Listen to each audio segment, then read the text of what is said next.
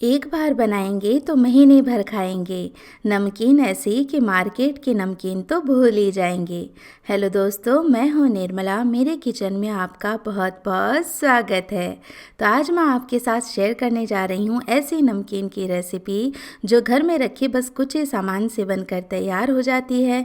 और क्योंकि हम इसे घर पर बना रहे हैं तो खाने में ये एकदम फ्रेश लगती है और मार्केट वाली नमकीन से कहीं ज़्यादा सस्ती भी पड़ती है। तो चलिए ये बहुत ही क्रिस्पी और टेस्टी नमकीन बनाना शुरू करते हैं। देखने में सुंदर, खाने में एकदम फ्रेश इस हल्की फुल्की बूंदी मिक्सचर नमकीन को बनाने के लिए सबसे पहले हम नमकीन सेव का डो तैयार करेंगे। इसके लिए मिक्सिंग बोल के अंदर मैंने लिया है 2 कप बेसन और 2 कप बेसन से ही ढेर सारी नमकीन सेव बन करके तैयार हो जाती है।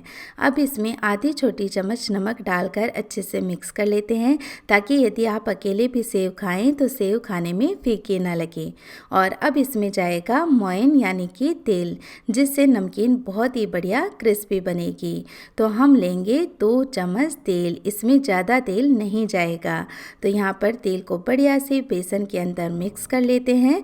नॉर्मली किसी चीज़ को खस्ता बनाने के लिए या क्रिस्पी बनाने के लिए उसमें जो तेल डाला जाता है उसका इस्तेमाल ज़्यादा किया जाता है, लेकिन जो बेसन सेव नमकीन हम बनाते हैं उसमें इस समय ज़्यादा तेल का इस्तेमाल नहीं करना है। तो यहाँ पर देखिए थोड़ा सा तेल ही डालकर बढ़िया से मिक्स कर लेना है और फिर इसमें नॉर्मल टेम्परेचर का पानी डालते हुए एक बहुत ही सॉफ्ट डो बना करके तैयार करना है। और ये हाथों के आपके काफ़ी चिपकेगा क्योंकि बेसन की प्रवृत्ति ऐसी है कि ये हाथों के काफ़ी चिपकता है। तो एक बार के लिए बस अच्छे से इसे मिक्स कर लें। जब हम इसे रेस्टिंग टाइम देंगे तो ये बहुत ही अच्छे से सेट हो जाएगा। हमें इसका सॉफ्ट डो ही चाहिए होगा। तो इसे मैं साइड में कर देती हूँ, तब तक हम बाकी तैयारी कर लेंगे। तो सबसे पहले हम बूंदी बना करके तैयार कर लेंगे। तो बूंदी बनाने के लिए भी हमें चाहिए होगा बेसन। तो 2 कप मैंने बेसन लिया है और बूंदी हमारी बहुत ही अच्छे से फूले इसके लिए हम इसमें डालेंगे 2 चुटकी बेकिंग सोडा यानी खाने वाला सोडा और ज़रा सा नमक डाल करके बढ़िया से इसे मिक्स कर लेते हैं। और यदि आप बूंदी के लिए सोडा नहीं डालना चाहते हैं तो फिर आप इस बैटर को 5-6 मिनट एक ही डायरेक्शन में लगातार फेंटते रहें। बस सोडा डालने से काम थोड़ा जल्दी हो जाएगा।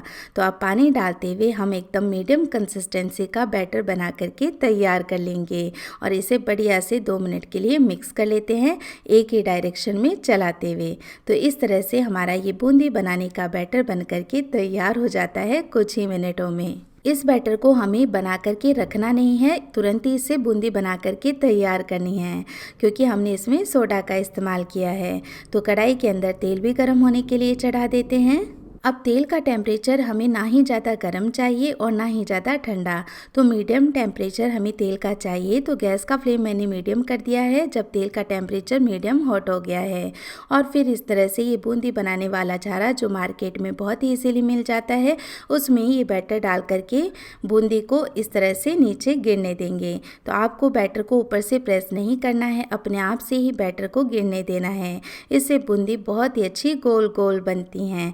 तो देखिए इस तरह धीरे धीरे बैटर अपने आप ही इस झारे में से निकलकर गिरता रहेगा और बहुत ही आसानी से हमारी बूंदी बन करके तैयार हो जाएंगी। और यदि आपके पास इस तरह का झारा नहीं है तो जो पूरी तलने वाला झारा आता है ना, उसमें भी गोल छेद होते हैं, तो उससे आप ये बूंदी बना करके तैयार कर सकते हैं। और बस इस तरह लगातार चलाते हुए हम ये बूंदी अच्छे से फ्राई कर लेंगे। और क्योंकि बूंदी अंदर से खोखली होती हैं, बहुत ही हल्की फुल्की होती हैं, तो बहुत ही जल्दी से ये फ्राई भी हो जाती हैं। तो बस सारी बूंदी मैं इसी तरह से बना करके तैयार कर लूँगी। और आप देख ही सकते हैं 2 कप बेसन से ही हमने ढेर सारी बूंदी बना करके तैयार कर ली है। तो चलिए बूंदी हमारी तैयार है। और इधर अब जो सेव बनाने के लिए हमने डो तैयार किया था उसे भी चेक कर लेते हैं। तो एक स्पैचुला की हेल्प से हम क्या करेंगे, इसे थोड़ा सा मिक्स कर लेते हैं। इसे गूंदने की ज़रूरत नहीं है। अब क्या करेंगे कि इसे हमें सिलेंड्रिकल शेप में लाना है ताकि जो सेव मशीन होती है उसमें हम इसे भर पाएँ।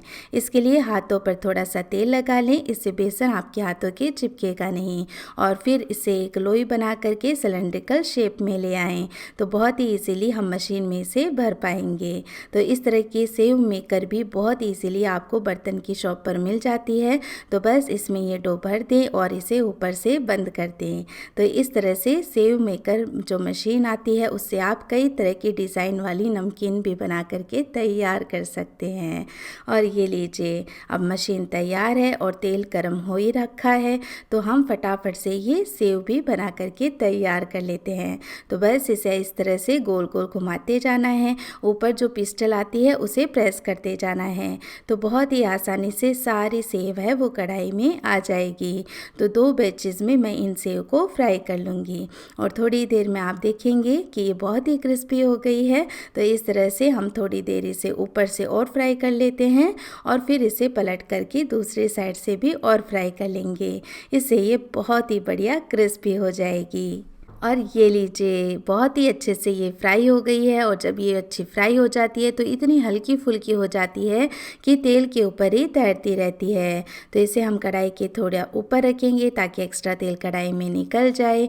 और फिर बचा हुआ डो भी मैंने मशीन में भर लिया है, तो उससे भी ये सेव बना करके तैयार कर लेंगे। तो इस तरह से थोड़े से बेसन से ढेर सारी सेव भी बन करके तैयार हो जाती हैं।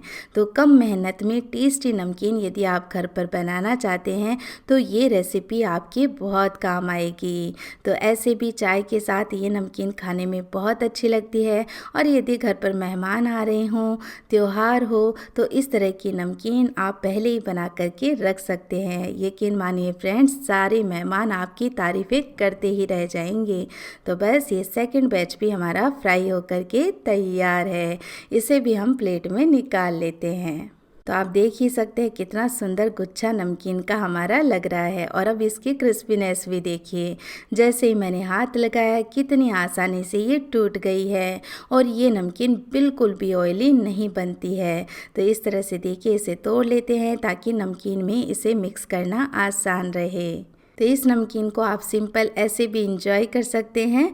और हम बना रहे हैं बूंदी मिक्सचर नमकीन, तो इसके लिए हम बाकी चीज़ें भी अब फ्राई कर लेते हैं।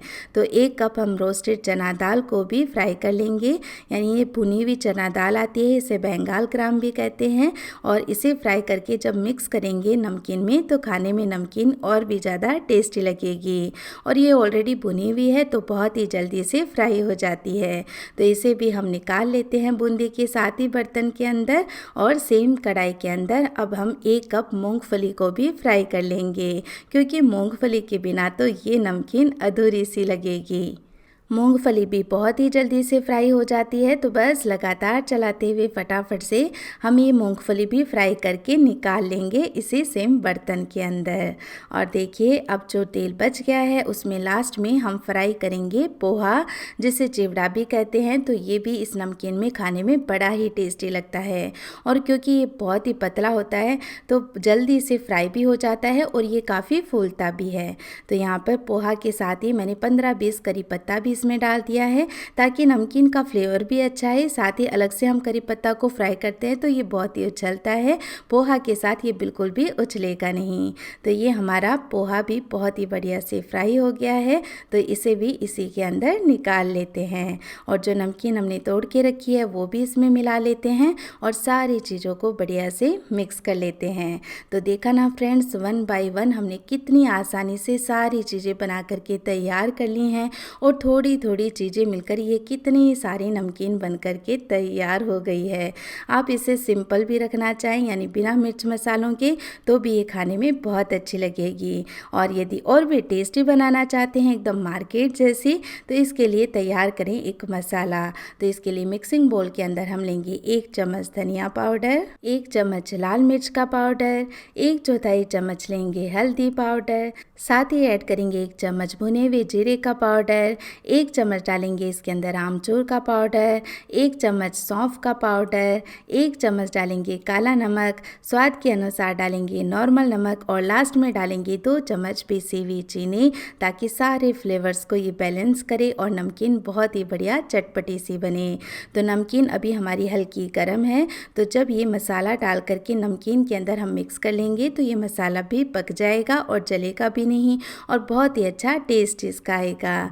तो यदि आपको ज़्यादा ही चटपटा तीखा पसंद हो तो उसके अकॉर्डिंग इन सारे मसालों की मात्रा आप बढ़ा करके भी ले सकते हैं।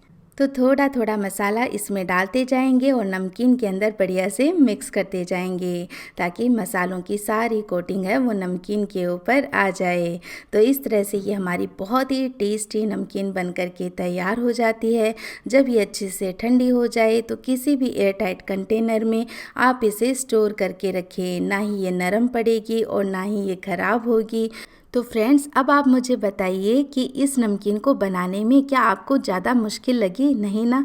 तो फिर देर किस बात की, आप भी जल्दी से किचन में जाएं और ये नमकीन ज़रूर से बनाएं। और देखिए कितनी सारी नमकीन हमने बना करके तैयार कर ली है, और इतनी नमकीन हम मार्केट से लेने जाएं तो बहुत ही ज़्यादा महंगी भी मिलती है। तो घर पर बनाकर खाने का तो मज़ा ही कुछ और है। तो बस थोड़ी सी मेहनत और फिर हमारी ये टेस्टी क्रिस्पी नमकीन बनकर तैयार हो जाती है। तो जब भी आप ये रेसिपी ट्राई करें, प्लीज़ अपनी फीडबैक मेरे साथ ज़रूर शेयर करें। और अगर आपको ये रेसिपी पसंद आई हो तो आपसे रिक्वेस्ट है, प्लीज़ वीडियो को लाइक करें। साथ ही ऐसी और भी रेसिपीज़ देखते रहने के लिए चैनल को सब्सक्राइब करना भी ना भूलें। मैं फिर से मिलूँगी आपको एक ऐसी और नई रेसिपी के साथ। तब तक के लिए टेक केयर, बाय बाय।